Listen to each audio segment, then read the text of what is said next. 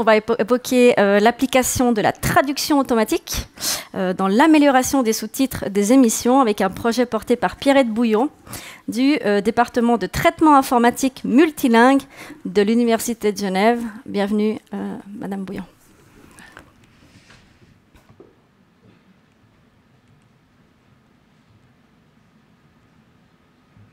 Voilà, je vais reprendre l'expression de tout à l'heure. Bonjour à toutes et à toutes.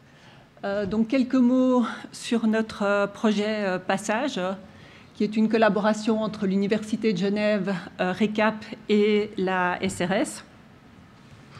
Donc le point de départ du projet, c'était qu'aujourd'hui, la reconnaissance vocale à partir du suisse allemand ne permet pas toujours d'obtenir des sous-titres qui vont être corrects en allemand standard, comme vous allez le voir dans cette vidéo. Also im Zug im ICE nach Basel auf Freiburg hat die Kondukteurin, glaube ich, etwa 5 Mal gesagt, jetzt ziehen Sie endlich Ihre Masken an. Und auf dem Rückweg desgleichen. Es hat ganz viele Leute gehabt, die sie nicht mehr richtig getragen haben, also unter dem Kinn und so weiter. Und dann fragt man sich natürlich schon, eben, ist es richtig, wenn man es noch macht? Voilà, vous avez sûrement remarqué différents types d'erreurs en couleur. Et donc, le but de notre projet, c'était d'améliorer cette reconnaissance vocale en ajoutant une étape dans le processus de traduction automatique pour résoudre ces différents problèmes que vous avez vus. Et en particulier, la traduction automatique peut être utile de différentes manières. Elle peut traiter les divergences entre le suisse allemand et l'allemand standard, comme par exemple les différences d'ordre de mots que vous avez dans cet exemple. Donc finalement, on va traduire le suisse allemand dans de l'allemand standard.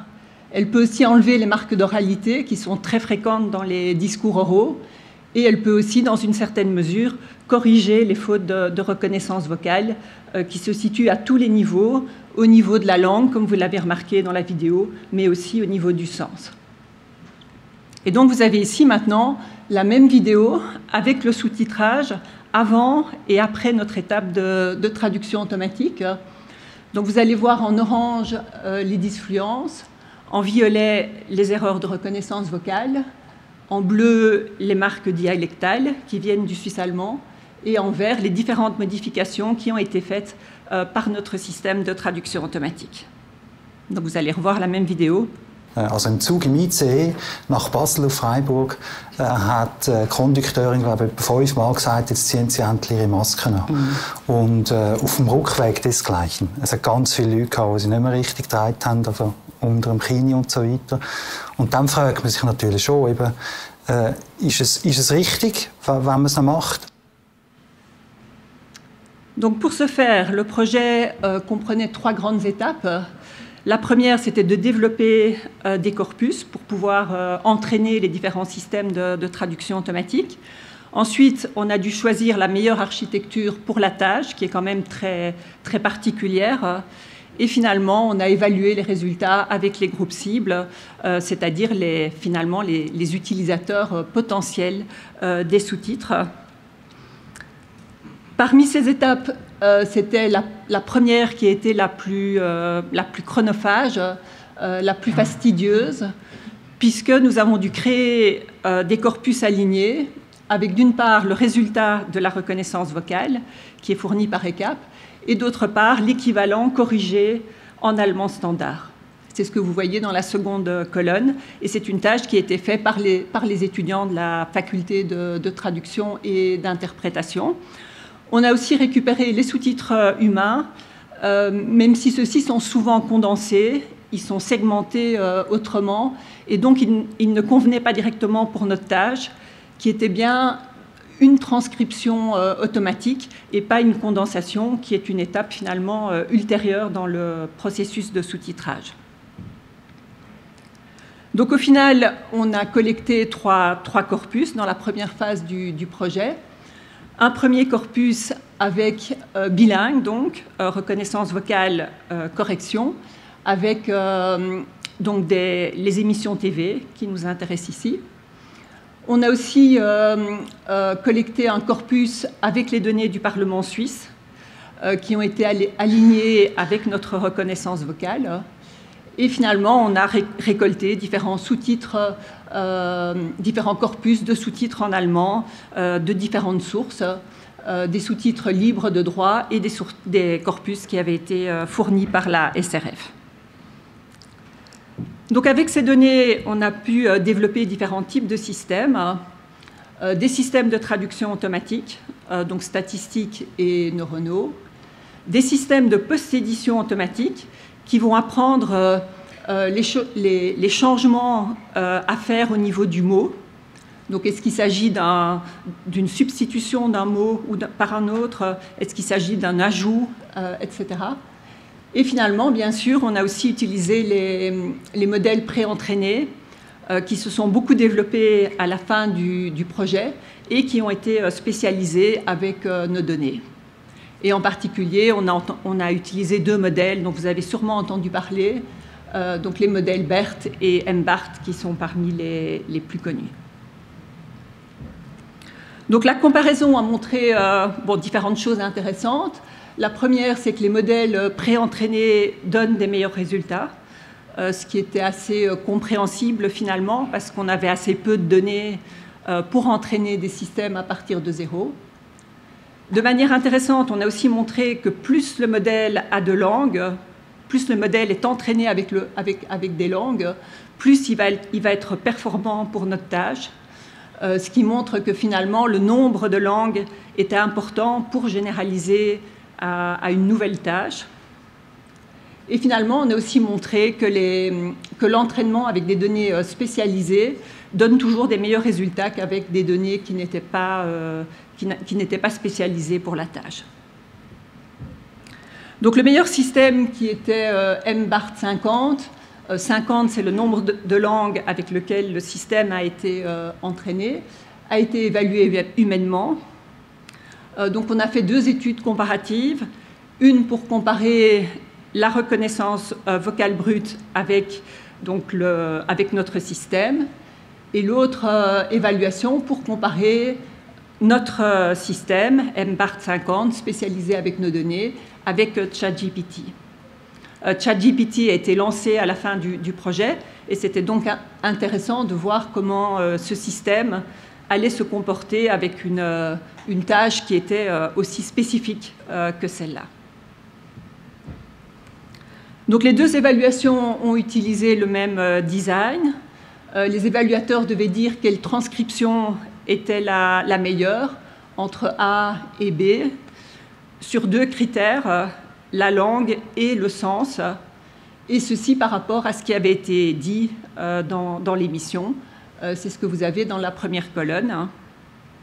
Alors bien sûr, l'ordre des systèmes était aléatoire, comme c'est recommandé, et les différences entre les deux systèmes étaient en couleur, en bleu sur le slide. Donc au total, on a eu 4 participants suisses qui ont évalué 400 segments qui étaient extraits des émissions TV. Et donc pour la langue, ils devaient dire si la transcription A était meilleure que B, si A et B étaient équivalents, ou bien si B était meilleur que A. Pour le sens, c'était la même chose, mais ils devaient se référer à ce qui a été dit, évidemment, par l'orateur. Et donc, ils devaient décider si A est meilleur que B, si les deux transcriptions sont bonnes, si les deux sont fausses, et si B est meilleur que A. Donc, pour ce qui est de la première évaluation, on a montré que notre modèle était vraiment plus performant, puisque, comme vous le voyez dans ces résultats, la traduction automatique a été considérée comme meilleure que la reconnaissance vocale originale dans 71% des cas pour la langue, donc c'est le premier tableau, et dans 32% des cas pour le sens. Vous voyez aussi en rouge que finalement la reconnaissance vocale n'a presque jamais été préférée par les utilisateurs, donc seulement dans 2% des cas pour la langue et dans 1% des cas pour le sens, ce qui était vraiment très positif pour nous, puisque notre objectif c'était de faire les changements nécessaires, mais sans changer le sens de la phrase, évidemment, ou sans introduire de nouvelles erreurs dans la reconnaissance vocale, ce qui n'aurait pas eu beaucoup de sens. Alors, pour la seconde évaluation avec ChatGPT, les résultats sont plus contrastés, comme vous le voyez ici, puisque ChatGPT a été considéré comme meilleur que notre système dans 45% des cas, mais notre système a quand même été considéré comme meilleur pour la langue dans 11% des cas, ce qui n'est pas négligeable. Et comme vous le voyez pour le sens, les résultats sont encore plus proches, puisque ChatGPT a été considéré comme meilleur dans 26% des cas, mais notre système a quand même été préféré dans 15% des cas. Et donc ce que ça montre finalement, c'est qu'aucun des deux systèmes n'était parfait et que finalement chacun doit avoir, pour cette tâche bien particulière, finalement des forces et des faiblesses. Alors c'était des jugements à la majorité. Et ce qui est intéressant, c'est qu'on voit finalement que beaucoup de segments, c'est ce que vous avez en rouge, 29% pour la langue et quand même 35% pour le sens, n'ont pas obtenu de majorité. Ce qui montre que finalement c'était une tâche qui était subjective pour les juges. Elle devait être complexe. Et ceci est en partie expliqué par les commentaires qui ont été laissés par les juges lors de l'évaluation. Les juges ont noté que souvent, ils ont préféré ChatGPT pour la langue, même si finalement ChatGPT ne conviendrait pas du tout pour la tâche. Et ils ont notamment mentionné les commentaires suivants. ChatGPT fait beaucoup d'ajouts, comme vous le voyez dans cet exemple. Il produit des phrases qui sont trop longues par rapport à l'original et aussi avec un style qui est beaucoup trop élaboré par rapport à ce qui a été dit au départ. Donc là, vous voyez la reconnaissance vocale en bleu, donc ce qui a été dit, et la reformulation par ChatGPT en orange, qui est effectivement beaucoup plus verbeuse, beaucoup plus longue. Alors, les évaluateurs ont aussi noté que ChatGPT fait souvent des paraphrases, il change le sens du texte, comme vous pouvez le voir ici, où la reconnaissance vocale disait « ils n'ont rien fait du côté de la FINMA », alors que ChatGPT a traduit par « ils n'ont rien fait malgré les demandes de la FINMA », ce qui est juste un contresens. Et donc, ce que vous montre bien l'exemple ici, c'est un peu cette apparente fluidité des systèmes génératifs comme ChatGPT, mais aussi par rapport en dépit du sens et en dépit de la précision. Donc le projet soulève des tas de perspectives. Donc la première, c'est d'améliorer notre système avec plus de données. Au début du projet, on n'avait aucune donnée, ce qui fait que c'était vraiment une tâche non dotée pour nous. Ça serait intéressant aussi de tester avec tous les nouveaux modèles qui sont publiés maintenant. Il y a notamment un BERT maintenant avec le suisse allemand. Ça serait intéressant de voir quels sont les résultats. Une autre perspective qui m'intéresse beaucoup et sur laquelle on a un peu commencé à travailler, c'est d'utiliser les mêmes techniques pour la condensation, c'est-à-dire pour essayer d'aller dans une étape supplémentaire et d'arriver à condenser les sous-titres automatiquement.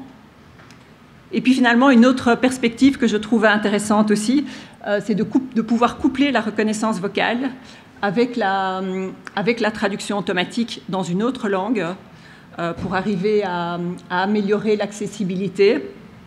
Et vous allez voir dans la vidéo qui suit que les corrections qui ont été faites par notre système conduisent souvent à une meilleure traduction dans la langue cible. Et c'est ce que vous allez voir ici. Also im Zug im ICE nach Basel auf Freiburg hat die Kondukteurin, glaube ich, etwa 5 Mal gesagt, jetzt ziehen Sie endlich Ihre Masken an. Und auf dem Rückweg desgleichen. Es hat ganz viele Leute gehabt, die sie nicht mehr richtig getragen haben, also unter dem Kinn und so weiter. Und dann fragt man sich natürlich schon, eben, ist es richtig, wenn man es noch macht? Voilà, donc on voit que le résultat n'est pas parfait, mais l'étape de notre système a quand même permis d'arriver à une traduction qui est beaucoup plus compréhensible. Alors le système est disponible en ligne sur le site du projet. sous l'onglet démo. Vous pouvez tester différents exemples que vous voyez là avec les différents modèles qui ont été développés. Vous pouvez aussi introduire un nouveau texte si vous le souhaitez. Et vous aurez aussi accès à toutes les publications qui ont été faites dans le cadre du projet. Et notamment, le système va être présenté à SwissText en juin à la conférence annuelle suisse. Et donc, pour terminer, je voudrais remercier toutes les personnes qui ont rendu ce projet possible. D'abord, Limi, qui nous a vraiment accompagnés pour financer ce projet et pour le monter. Je voudrais aussi remercier vraiment très chaleureusement toute l'équipe de ce projet, donc la SRF, mes collègues de la faculté et bien sûr RECAP. Et pour terminer, je voudrais aussi remercier les étudiants et les étudiantes de la faculté qui finalement ont rendu ce projet possible en fournissant les données nécessaires pour entraîner les systèmes de traduction automatique. Merci beaucoup.